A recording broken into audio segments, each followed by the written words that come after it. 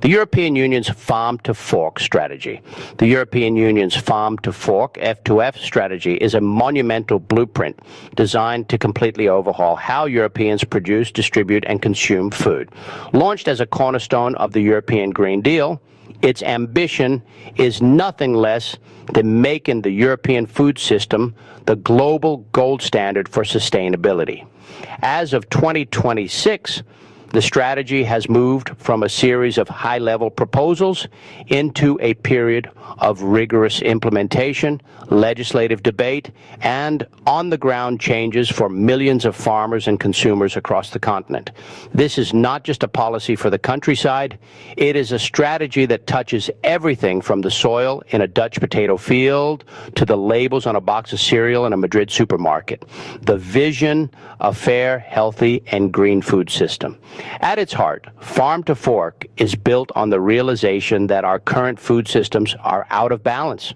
While they have succeeded in providing an abundance of affordable food, they have also contributed significantly to climate change, biodiversity loss, and public health crises.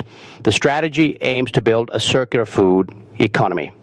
This means reducing the environmental footprint of every step in the food chain, while ensuring that everyone, from the primary producer to the end consumer, benefits fairly. The vision is built on 4 central pillars. Sustainable food production, reducing the intensity of farming and its reliance on chemicals. Sustainable food processing and transport, greening the middle of the chain where food is refined and moved. Sustainable food consumption, encouraging citizens to choose healthier plant-rich diets. Food loss and waste prevention, ensuring that what we grow actually gets eaten. Pillar 1, reforming the farm. The farm part of the strategy is arguably the most controversial and impactful. The EU has set several high-stakes targets for 2030, which are being actively tracked and enforced through the Common Agricultural Policy, CAP, reducing chemical dependency. The strategy calls for a 50% reduction in the use and risk of chemical pesticides by 2030. This isn't just about the volume of spray, it's about moving away from the most hazardous substances that harm pollinators like bees and leach into groundwater. By 2026, many farmers have begun integrating integrated pest management, IPM, which uses natural predators and biological controls before turning to chemicals. Recent reports suggest that European farmers are already halfway to this goal, demonstrating a significant shift in field management, balancing nutrients. Excessive fertilization leads to nutrient runoff, which chokes rivers and lakes with algae. The F2F strategy aims to reduce nutrient losses by at least 50%, which in turn should lead to a 20% reduction in fertilizer use. This is being achieved through precision farming, using GPS and sensors to apply exactly the amount of nitrogen a plant needs and no more.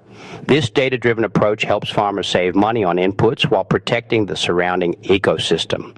The organic revolution. A major goal is to have 25% of all EU agricultural land under organic farming by 2030. This is a massive leap from the roughly 8% where the EU started. To make this work, the EU isn't just telling farmers to switch, it is trying to boost demand. This includes promoting organic food in public canteens, schools, and hospitals so that organic products remain profitable for the people growing them. Animal welfare and antimicrobials. The strategy takes a hard line on the silent pandemic of antimicrobial resistance. It targets a 50% reduction in sales of antimicrobials for farmed animals and aquaculture. Furthermore, new animal welfare legislation is being phased in to move away from caged farming systems. This reflects a deep shift in European values toward more ethical treatment of livestock and the recognition that healthy animals require fewer drugs. Pillar 2, the middle of the chain. Between the farm gate and the dinner plate lies a massive industry of processors, wholesalers, and retailers. Often this middle is where the biggest carbon footprints and most unhealthy additives are introduced, greening the industry. The EU is pushing food processors and retailers to sign onto a code of conduct for responsible business and marketing. This includes commitments to reduce the carbon footprint of packaging, source ingredients more sustainably, and stop the aggressive marketing of foods high in fat, salt, and sugar. Companies are being encouraged to rewrite their recipes, reducing salt and sugar while increasing fiber and whole grains. Packaging and innovation. Plastic waste is a major target. By 2026, the EU is moving toward mandatory requirements that all packaging must be reusable or recyclable in an economically viable way by 2030. We are seeing a surge in bio-based packaging made from agricultural byproducts, turning what used to be farm waste into a valuable resource for the packaging industry. Pillar 3, empowering the consumer. For the strategy to work, people have to change how they eat. The EU recognizes that it cannot force people to eat differently, but it can make the healthy, sustainable choice the easiest one through better information. Front of pack labeling. One of the most visible changes is the push for a harmonized, mandatory front of pack nutrition label. While different systems like Nutri-Score have sparked debate, the ultimate goal is to provide a clear, easy-to-read system that tells consumers at a glance whether a product is a healthy choice. Sustainable food labeling. Beyond nutrition, the EU is developing a framework for sustainability labeling. This would tell you the planet footprint of your food, accounting for its carbon emissions, water use, and impact on biodiversity.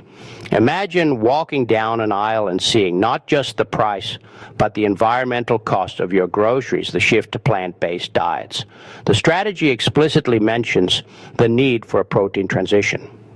This involves moving away from red and processed meats toward more plant-based proteins, legumes, and nuts. This isn't just about personal health, it's about efficiency.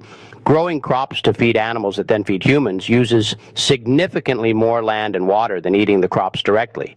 By shifting diets, Europe can free up land for nature restoration. Pillar 4, cutting out the waste. Roughly 20% of the food produced in the EU is currently wasted.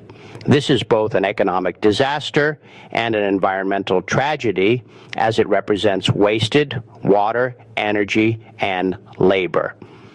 The Farm to Fork strategy has committed to halving per capita food waste at the retail and consumer levels by 2030. To do this, the EU is revising date marking, clarifying the difference between use by, a safety date, and best before, a quality date.